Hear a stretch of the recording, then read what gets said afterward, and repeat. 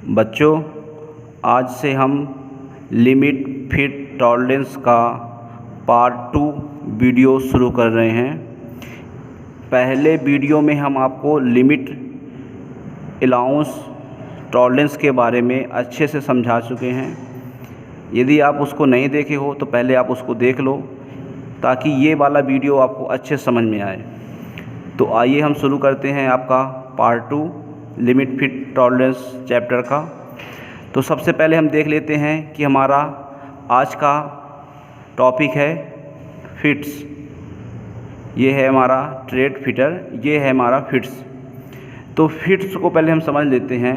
Fit का एक generally मतलब होता है कि जहाँ पे हम दो पार्ट्सों को आपस में फिट करते हैं उसे बोल देते हैं फिट। जैसे कि हमारा फिटर का एक इम्पॉर्टेंट जॉब होता है कि जब हम जॉब को बनाते हैं तो दो पार्ट्सों को आपस में फिट करते हैं, उसे बोलते हैं फिट। जैसे कि ये हम बना रहे हैं यहाँ पे, एक पार्ट हमारा ये हुआ, एक पार्ट हमारा ये हुआ।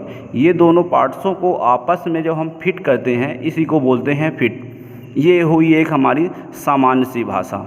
अब हम देख लेते हैं क्या कि फिट्स का हमारा वास्तविक परिचय क्या होता है, जो कि एक हम किसी भी पढ़े लिखे व्यक्ति को समझा सकते हैं या पढ़े लिखे व्यक्ति की तरह बता सकते हैं।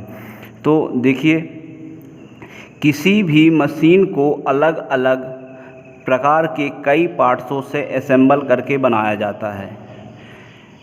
इनमें कुछ ऐसे विशेष पार्ट्स होते हैं जिनके साइज़ों को सूक्ष्मता में बनाया जाता है और वे आपस में स्लाइड करते हैं या घूमते हैं। इन असेंबल किए जाने वाले पार्ट्स के बीच क्लियरेंस या इंटरफेरेंस की मात्रा से बनने वाले संबंध को फिट कहते हैं। अब हम इसको थोड़ा सा समझ लेते हैं क्या कह रहा है ये। किसी भी मशीन को अलग अलग प्रकार के पार्ट्स से असेंबल करके बनाना। आपको पता है कि कोई भी मशीन हमें किसी भी एक मटेरियल से कंप्लीट नहीं बनती है। अर्थात जब भी हम किसी भी मशीन को बनाते हैं उसको कई प्रकार के अलग अलग पार्ट्सों से जोड़ के या अलग अलग प्रकार के पार्ट्सों को मिलाकर हम बनाते हैं। उसी को बोलते हैं कि अलग अलग प्रकार के कई पार्ट्सों को असेंबल करके बनाना। फिर उसमें से भी कुछ ऐसे पार्ट्स होंगे जो अधिक सूक्ष्मता में कार्य करेंगे, कुछ ऐसे पार्ट्स भी होंगे जो कम सूक्ष्मता में कार्य करेंगे। जो ज़्यादा सूक्ष्मता में कार्य करते हैं उनकी वैल्यू ज़्यादा होती है, जो कम सूक्ष्मता में काम करते हैं उनकी वैल्यू ज़्यादा नहीं होती। फिर इसके बाद आता है क्या कि जब हम इन पार्ट्सों को आपस में मशीन में लगाते हैं या स्लाइड करवाते हैं तो जहाँ पे ज़्यादा आपको गैप मिलेगा वहाँ बोलेंगे क्या कि ये पार्ट्स हमारा क्लियरेंस में है, और जहाँ पे आपको कम गैप मिलेगा वहाँ पे बोलेंगे कि ये हमारा इंटरफेरेंस है। क्लियरेंस का मतलब होता है गैप होना, इंटरफेरेंस का मतलब होता है जहाँ पे आपका गैप कम हो। तो जहाँ पे आपका क्लियरेंस है और जहाँ पे क्लियरेंस नहीं है उन दोनों के बीच का जो संबंध बताता है उसे हम बोल देते हैं फिट। फिर यदि हम इसे संक्षिप्त रूप में समझना चाहें, संक्षेप में कहा जाता है कि असेंबल किए हुए दो पार्ट्सों के बीच के संबंध को फिट कहते हैं। ठीक है। फिर आता है क्या हमारा प्रकार। तो फिट हमारा 3 प्रकार के होते हैं। पहला होता है हमारा क्लियरेंस फिट, दूसरा होता है हमारा क्लियरेंस फिट के अंतर्गत हमारे आते हैं 2 फिट। पहला रनिंग फिट और स्लाइडिंग फिट। फिट के 3 प्रकार होते हैं। एक आपका होता है क्लियरेंस फिट, दूसरा आपका होता है ट्रांजिशन फिट, तीसरा आपका होता है इंटरफेरेंस फिट। तो अभी हम आपको बता रहे हैं क्लियरेंस फिट।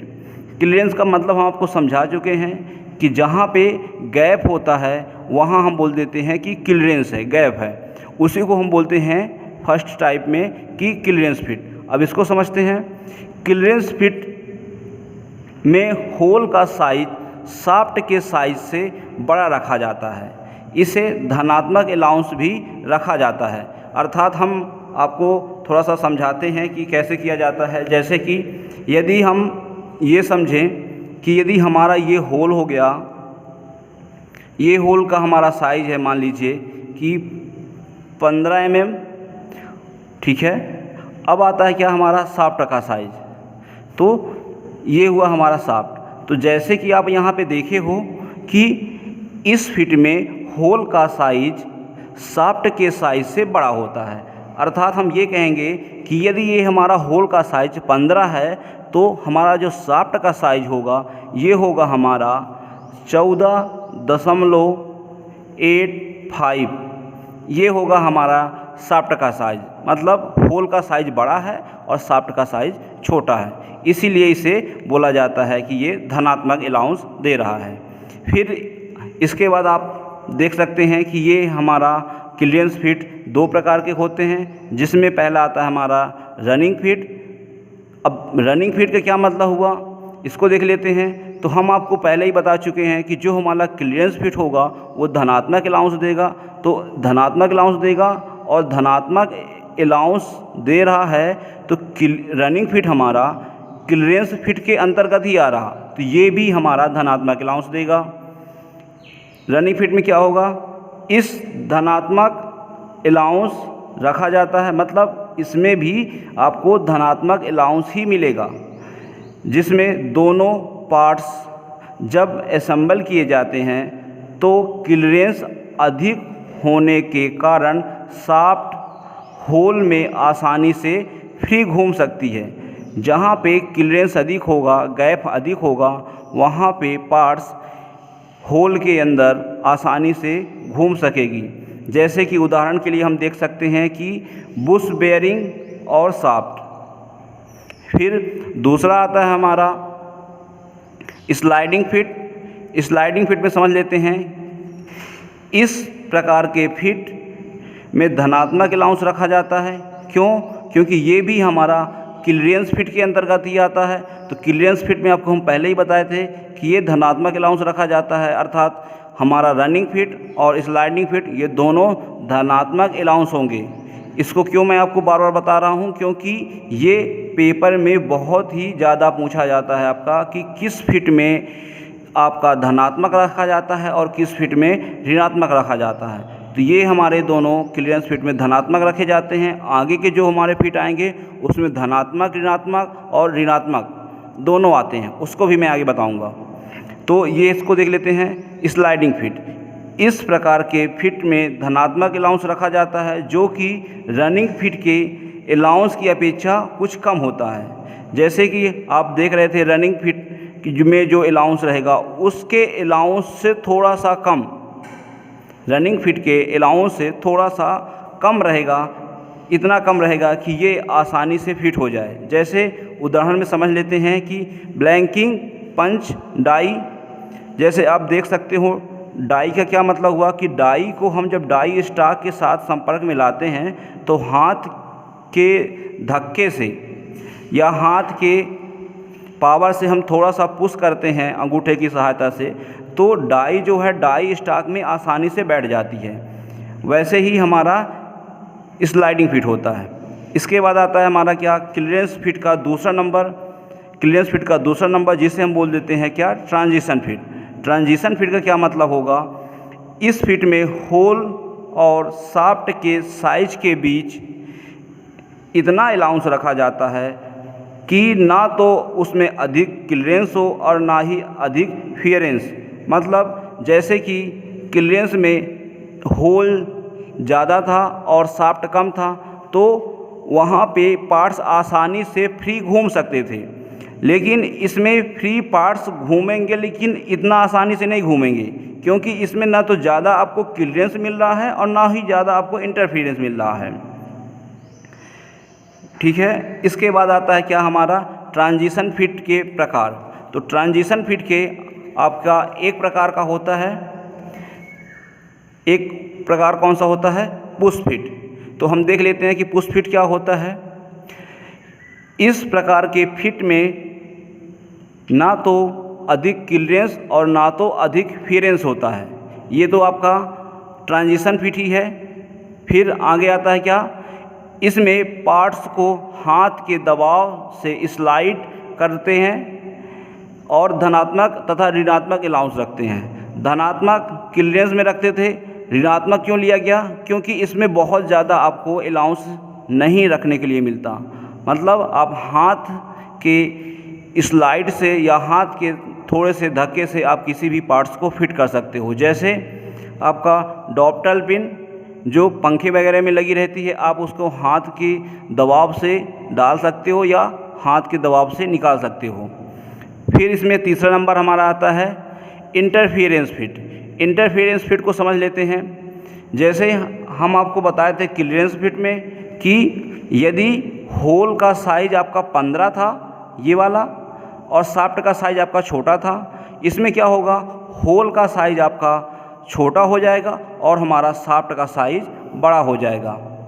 तो क्या होगा, जैसे मान लीजिए यदि हमारा होल का साइज यदि 15 है तो हमारे शाफ्ट का साइज हो जाएगा 15.65 mm। ऐसा तो हम इसे परिभाषा रूप में कैसे समझ सकते हैं, इसमें होल का साइज शाफ्ट के साइज की अपेक्षा छोटा होता है, जिसमें ऋणात्मक अलाउंस रखा जाता है। अब आपको समझ में आ गया होगा कि धनात्मक ऋणात्मक और धनात्मक ऋणात्मक किस में रहता है। तो आपका जो क्लियरेंस फिट है उसमें धनात्मक, ट्रांजिशन फिट में क्लियरेंस और ट्रांजिशन फिट में आपका धनात्मक ऋणात्मक दोनों, इंटरफेरेंस फिट में आपका सिर्फ ऋणात्मक। ये 3 प्रकार के होते हैं आपका इंटरफेरेंस फिट। पहला आता है क्या आपका फोर्स फिट, दूसरा आपका आता है क्या ड्राइविंग फिट, और तीसरा आपका आता है श्रिंकेज फिट। इसमें पहले हम देख लेते हैं क्या फोर्स फिट।